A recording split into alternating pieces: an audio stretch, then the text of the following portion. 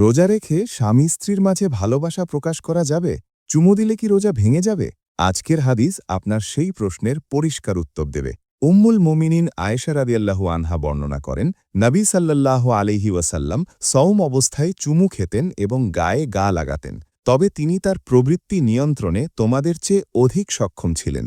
সহিহ বুখারী হাদিস ১৯২৭। এই হাদিস আমাদের শেখায়, ইসলাম স্বাভাবিক ভালোবাসাকে নিষিদ্ধ করে না।